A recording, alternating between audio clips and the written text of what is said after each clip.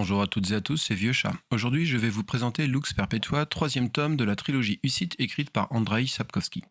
On y retrouve Reinmar von Bielo qui, une fois encore, vole au secours de sa bien-aimée.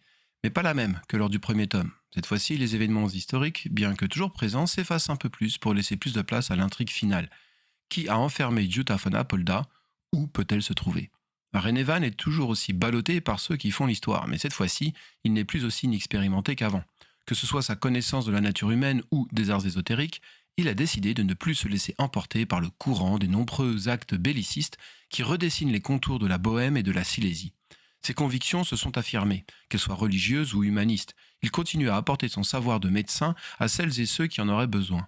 Si ce troisième tome voit un Renevan plus proactif, plus déterminé, c'est aussi le cas de ses adversaires et surtout du Grimpro, qui cherche à la fois à se venger des humiliations subies par le jeune herboriste et à se renseigner sur Samson Miel, cet être venu d'ailleurs qui a pris possession du corps d'un géant demeuré.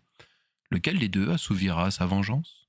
Bien que la galerie de personnages soit toujours aussi conséquente, l'intrigue se concentre plus sur celles et ceux qui se mettent en travers du chemin que désormais Renevan s'est tracé.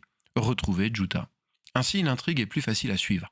Les bouleversements historiques restent une toile de fond chaotique et parsemée tout à la fois de moments héroïques et d'horreur. On en apprend un peu plus sur le grand ennemi de Renevan, le fameux Grimpro, qui s'est usé de magie pour se transformer en corbeau.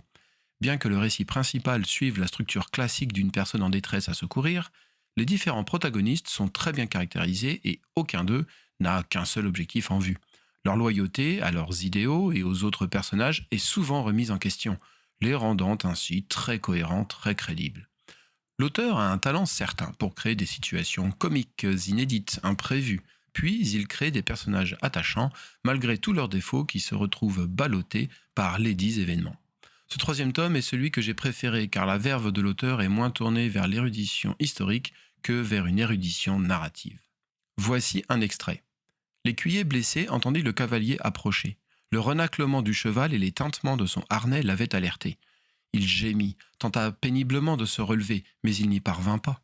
Ses efforts ne firent qu'aggraver l'hémorragie. Le filet carmin jaillit avec plus d'intensité d'entre les pièces de sa cuirasse et s'écoula sur la tôle.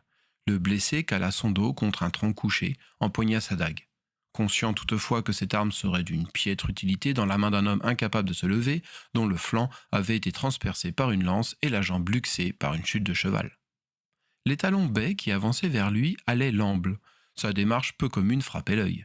Le cavalier qui le montait n'arborait pas le calice à son torse. Il ne faisait pas partie des Hussites qui venaient d'attaquer la troupe de l'écuyer. Le cavalier ne portait pas d'armure, ni d'armes, on eût dit un simple voyageur. Cependant, l'écuyer blessé ne savait que par trop qu'en les temps qui couraient, en ce mois de février de l'an de grâce 1429, dans les collines de Strigo, il n'y avait aucun voyageur.